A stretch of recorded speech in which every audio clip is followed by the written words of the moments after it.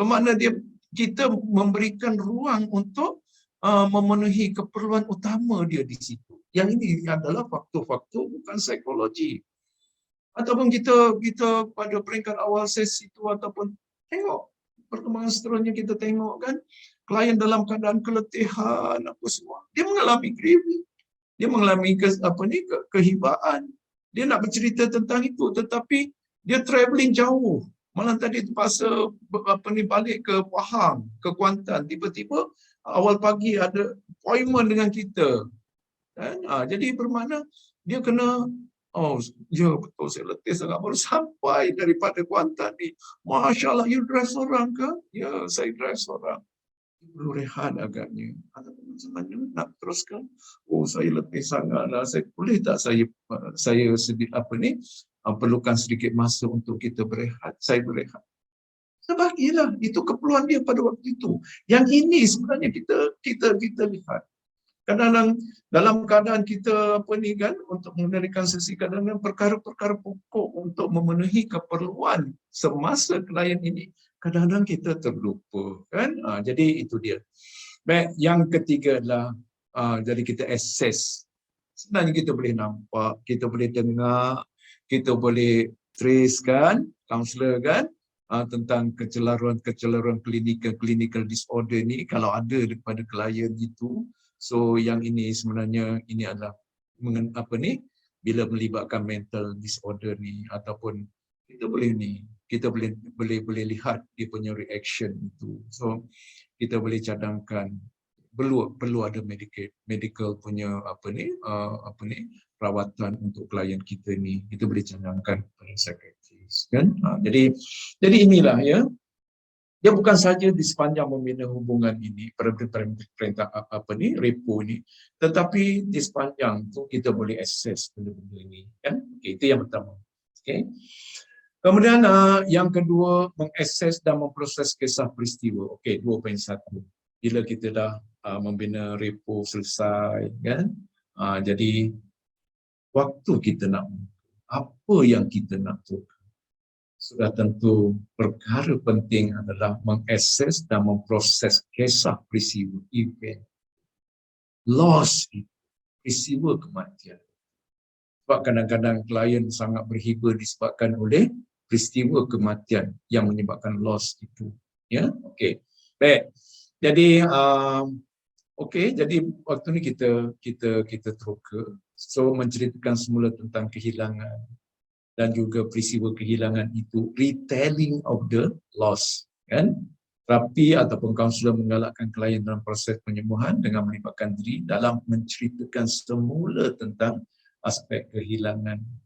Dan dalam masa yang sama kita cuba untuk mengakses makna kehilangan itu, makna peristiwa kehilangan ataupun makna kematian orang yang bermakna itu, dan cuba memproses kehilangan terhadap domain ABC klien. Proses terhadap domain ABC klien.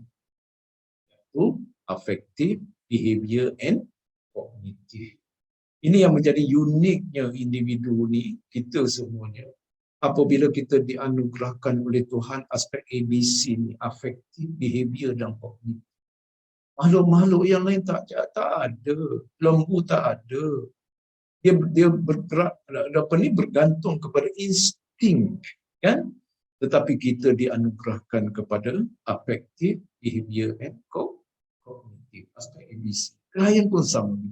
Itu yang menjadi berbagai-bagai respon yang berlaku kerana interaksi dalaman antara kognitif, affective and behavior. Behavior ni adalah respon yang ditunjukkan terhadap kehilangan, terhadap loss itu. Jadi bila kita mengakses makna ni, sebenarnya saya mengambil kepada model krisis dalam kita mengakses makna ni kepada domain kognitif, afektif and behavior ini. Saya letakkan ABC ni kognitif di awal sebab semuanya itu bermula daripada kognitif, bagaimana individu itu menginterpretasi, memberikan makna kepada kehilangan itu, itulah tugas kognitif. Okey, jadi daripada situ dia akan turun kepada afektif Dan bila afektif sudah terjejas, maka dia akan keluar respon dalam bentuk behavior. Jadi itu yang kita tengok, dan kita tengok proses apa yang berlaku. Sewaktu klien berkongsi tentang loss yang berlaku.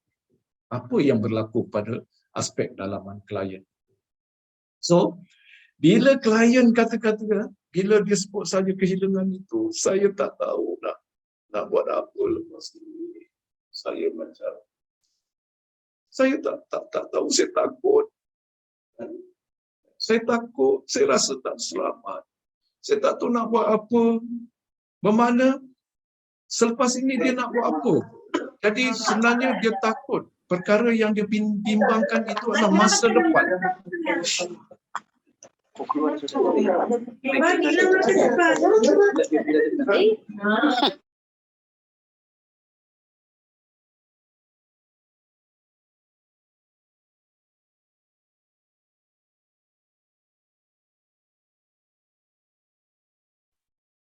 Prof, tak boleh dengar. Prof, unmute mic, Prof. Boleh dengar? Boleh, Boleh ya? Alhamdulillah. Oh, tadi unmute semua ya.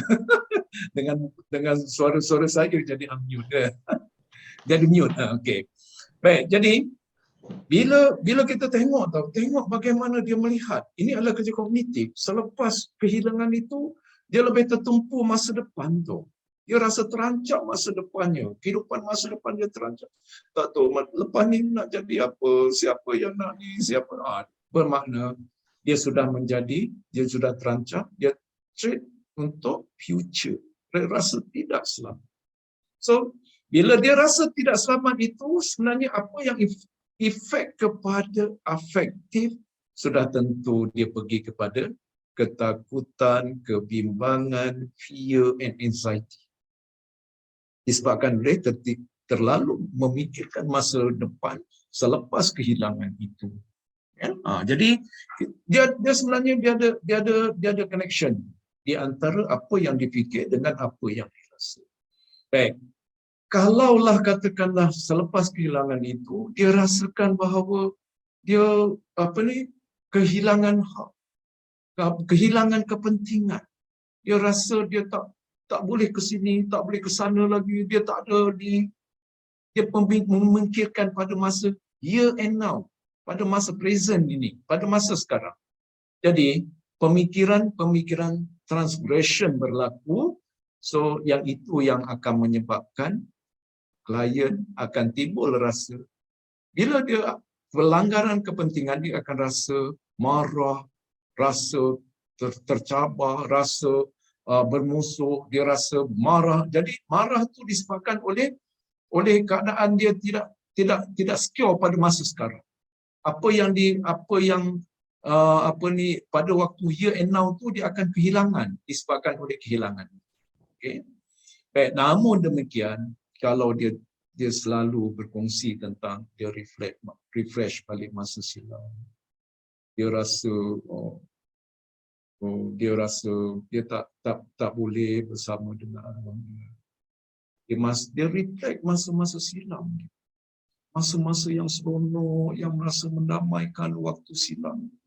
Dia lebih tertumpu, pemikiran lebih tertumpu pada masa silam yang banyak kenangan.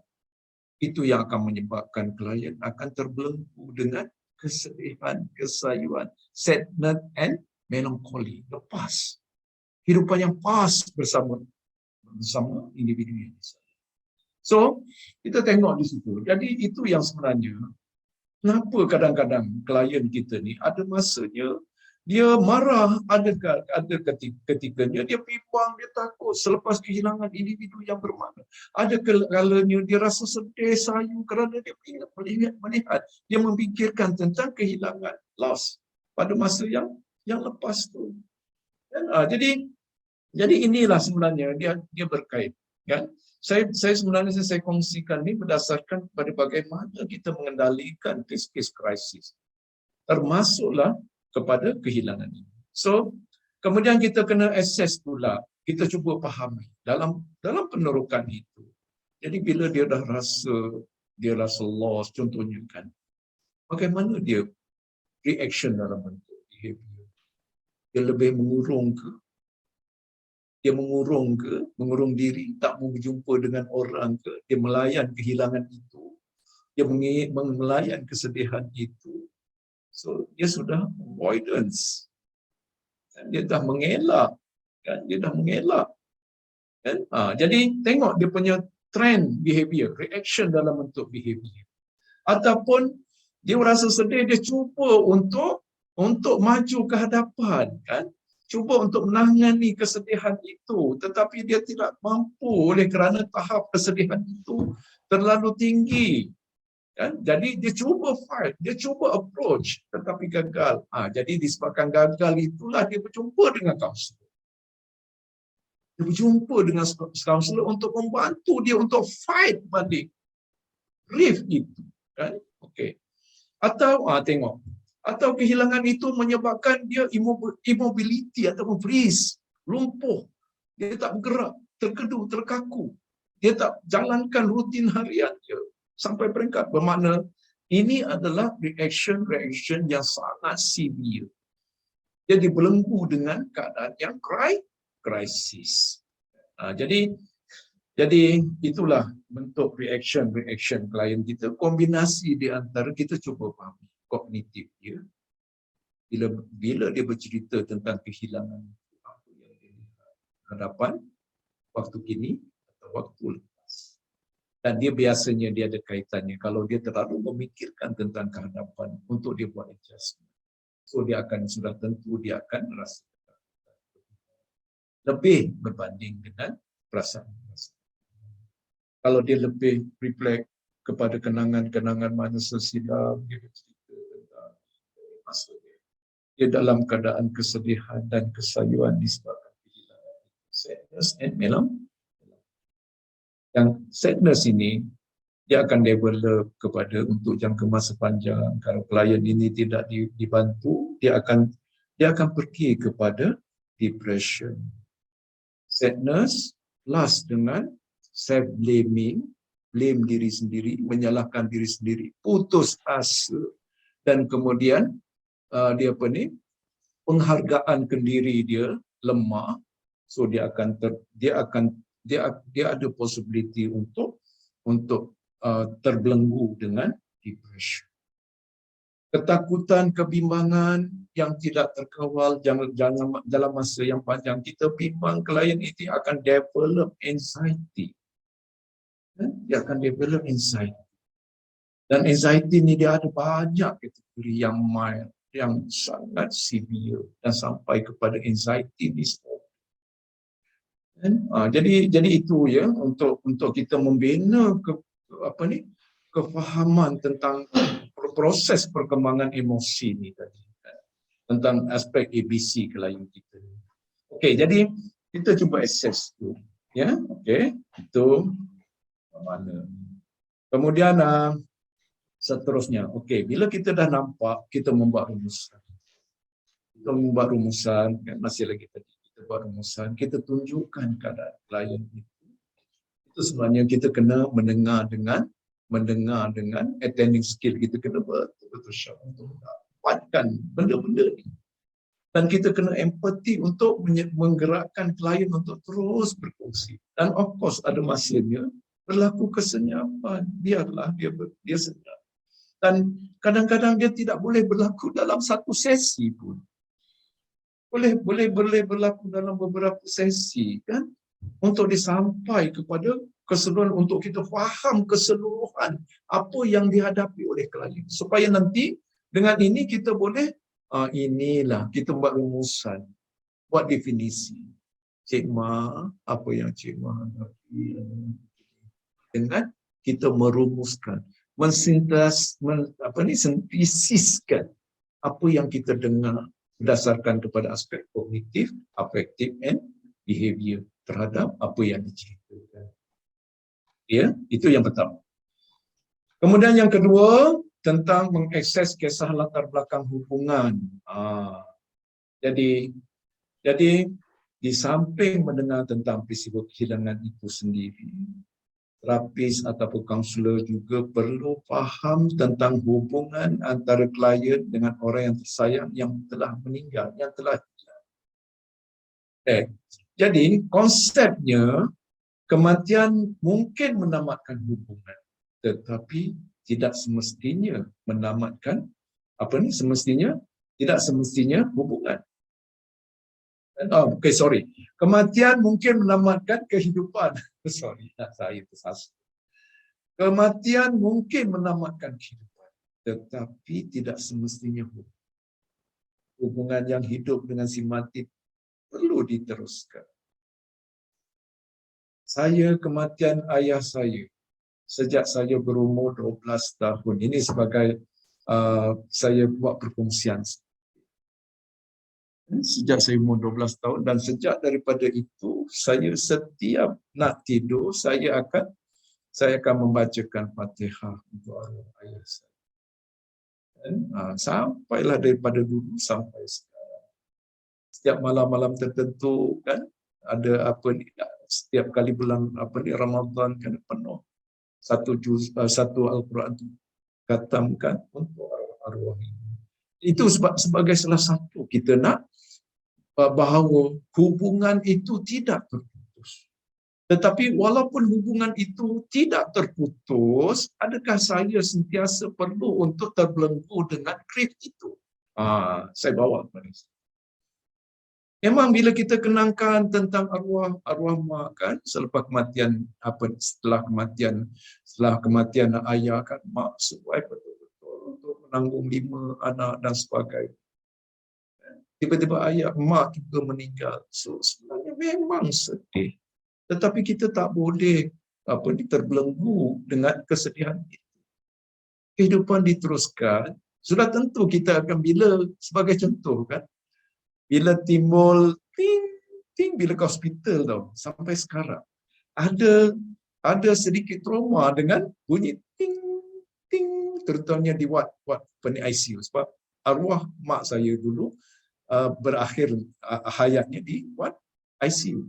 Jadi bila sampai jadi dia mengingatkan. Jadi dia tidak menjadi sampai kepada traumatic stress reaction.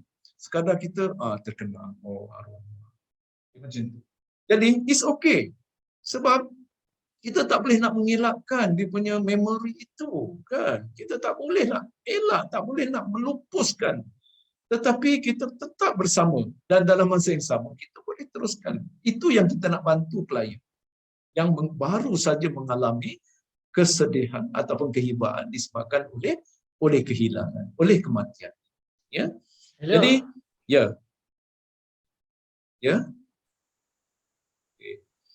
Baik, jadi kaunselor perlu faham tentang hubungan antara klien dengan orang yang tersayang yang mereka telah hilang.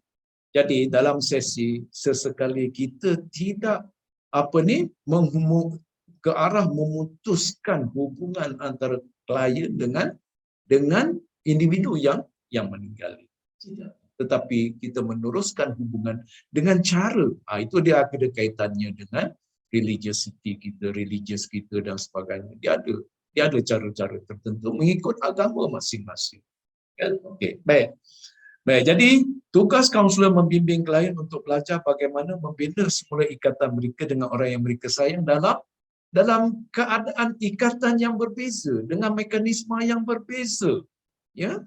Dan berbanding cuba untuk melepaskan ataupun untuk melupakan, tak boleh nak lupa.